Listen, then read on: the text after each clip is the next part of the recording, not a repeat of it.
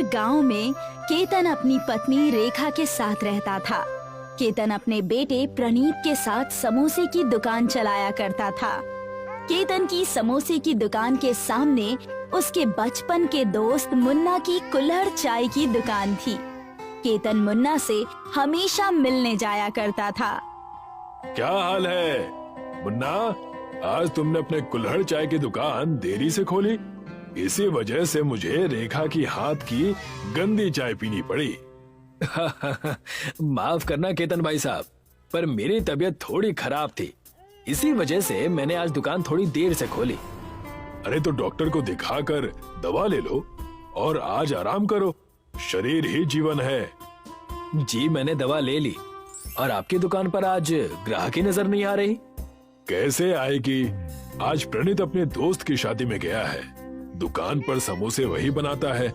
जब प्रणीत आ जाएगा तब दुकान पर समोसे बनाकर वही बेचेगा। इतने में वहाँ पर प्रणीत आ जाता है। मुन्ना काका, एक चाय दे दीजिए, जल्दी दीजिए, क्योंकि दुकान पर मिठाई बनाने जाना है। एक काम करो, तुम जाकर समोसे बनाना शुरू करो, मैं तुम्हारी दुकान पर ही चाय भिजवा दूंगा। हाँ, ये ठीक रहेगा। चलो बेटा, मैं लेकर आता हूँ। प्रणीत के जाने के बाद मुन्ना उनसे कहता है, आपका बेटा बहुत मेहनती है, दिन भर दुकान चलाता है, खूब मेहनत करता है। ये बात मैं अच्छी तरह जानता हूँ। तो चाय दो, मैं लेकर जाऊँ। तुमसे शाम को मिलूंगा, तब गप्पे लगाएंगे। प्रणीत अपने समोसे की दुकान पर दिन रात मेहनत किया करता था। दिन रात समोसे बनाकर उन्हें बेचने का काम किया करता था। लेकिन इस बात से प्रणीत का दोस्त मंगलू बहुत जलता था। प्रणीत के समोसे की दुकान पर बहुत भीड़ रहती थी और मंगलू की मिठाई की दुकान हमेशा खाली रहती थी। बेटा मंगलू, कहाँ हो? ये देखो, प्रणीत ने तुम्हारे लिए समोसे भेजे हैं। जी मैं अभी आया, इसकी क्या जरूरत थी? मैं उससे जाकर मिल लेता हूँ। मंगलू सीधा प्रणीत के दुकान पर जाता है। लगता है ग्राहकी बड़ी अच्छी चल रही है, फ्री में समोसे बांट रहे हो। अरे भाई, ऐसी कोई बात नहीं है, वो दरअसल मैंने समोसे आज ज्यादा बनाए थे तो सोचा तुम्हें दे दूं। मुझे सब पता है, तुम ये सब जानबूझ के करते हो, मुझे नीचा दिखाने के लिए। तुम्हारी समोसे की दुकान मेरी मिठाई की दुकान से ज्यादा चलती है, इसीलिए। मेरा बिल्कुल भी ये मतलब नहीं था, तुम गलत समझ रहे हो। चुप रहो और अपना काम करो। मंगलू प्रणीत की दुकान में उससे झगड़ा करने के बाद वहाँ से चला जाता है और जाकर एक बगीचे में बैठ जाता है। ये प्रणीत का बच्चा अपने बारे में सोचता क्या है? माना कि समोसे अच्छे बनाता है, लेकिन मेरी मिठाई भी किसी से कम थोड़ी ना है। इसका कुछ करना पड़ेगा। मंगलू मन ही मन बातें कर ही रहा था कि वहाँ पर गोलू आ गया, जो कि उस गांव का चोर था और जेल से कुछ ही दिन पहले छूटकर वापस आया था। अरे गोलू भाई, तुम जेल से कब छूटे और यहाँ इस बगीचे में क्या कर रहे हो? हाँ, अभी पिछले हफ्ते ही आया हूँ। अब से चोरी करना मैं बंद कर दूंगा और एक आम जिंदगी जीऊंगा। आम जिंदगी में बहुत चोचले हैं गोलू भाई। बड़े परेशान दिख रहे हो, क्या बात है? मंगलू गोलू को अपनी सारी समस्या बताता है। तब गोलू उससे कहता है, अबे इतनी सी बात, जाकर उसके समोसे में जमाल गोटा यानी पेट खराब करने की दवाई मिला देता हूँ। और क्या, पूरा गांव जब उसके समोसे खाकर खेत की तरफ भागेगा तब मजा आएगा। ये कुछ ज्यादा नहीं हो जाएगा? मैंने तो सुझाव दे दिया, बाकी सब अब तुम पर है। गोलू की बात सच है। मैं उसके समोसे में दवाई मिलाकर उसकी पूरी दुकान चौपट कर दूंगा। मंगलू अपने घर में पूरी रात वही सोचता है और गोलू को कुछ रुपए देकर प्रणीत के समोसे की दुकान में दवाई मिलाने के लिए कहता है। आज के दारू का इंतजाम तो हो गया, उसके समोसे में दवाई डाल दूंगा और शाम को मस्त टिका कर सो जाऊंगा। ये होती है जिंदगी, ऐसी जिंदगी, मजा आएगा। गोलू प्रणीत के समोसे की दुकान पर जाकर दवाई डाल देता है। उस दिन समोसे बहुत बिकते हैं। लोग दूर दूर से आकर दवाई मिला हुआ समोसा लेकर जाते हैं। देखा माँ, आज हमारे समोसे खूब बिके। भगवान करे ऐसा ही व्यापार हमारा चलता रहे। दोनों बात कर ही रहे थे कि कुछ लोग अपना पेट दबाकर उनके यहाँ पर आ गए। ये तुमने समोसे में क्या मिला दिया? मेरे घर का पूरा पानी खत्म हो गया।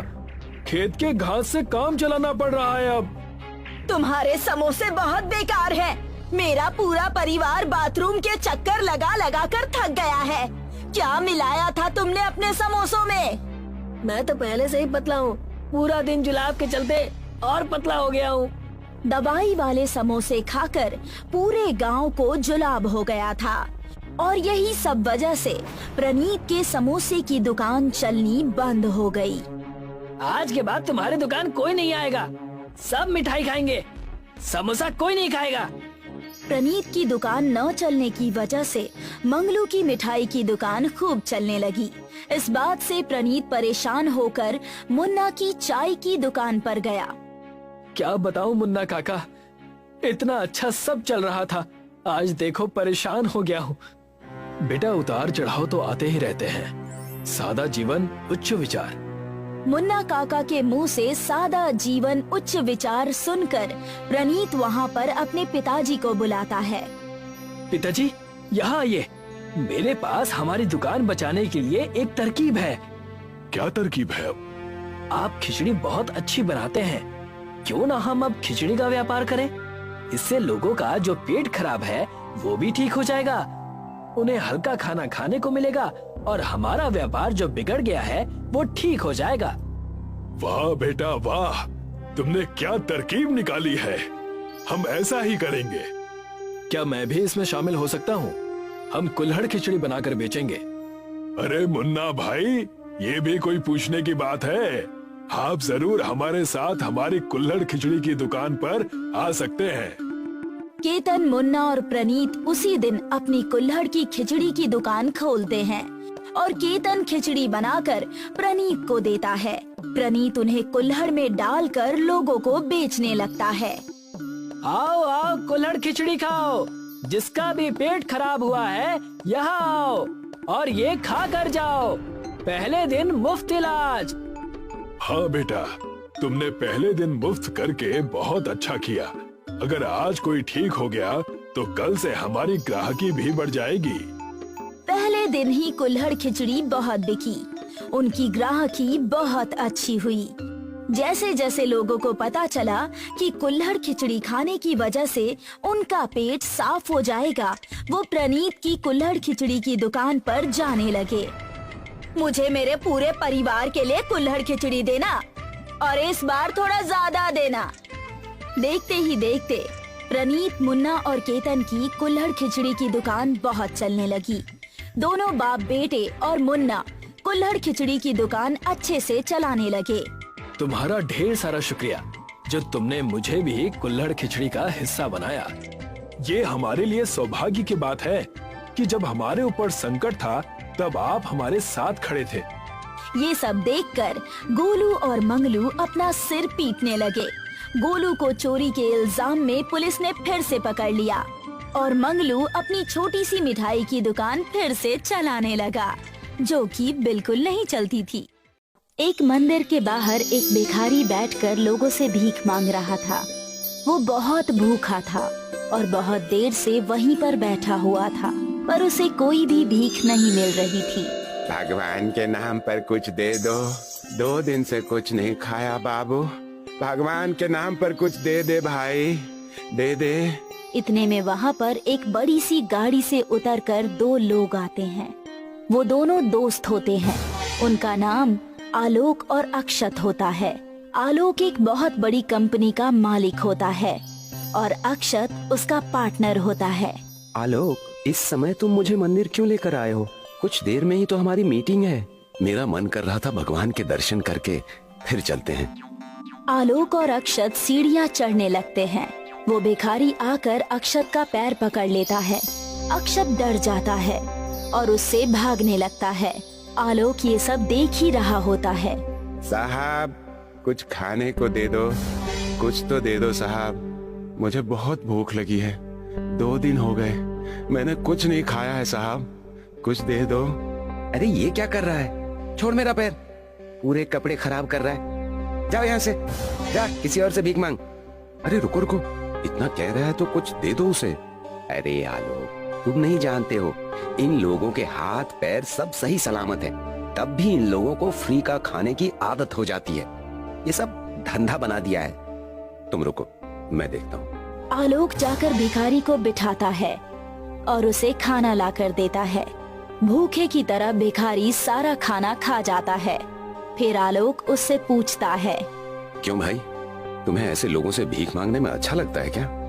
तुम्हारे हाथ पैर सब सही सलामत हैं, तो तुम कोई भी काम करके अपना पेट पाल सकते हो। हाँ साहब, पहले मेरे समोसे बेचने की दुकान थी, उससे मेरा जीवन चल जाता था।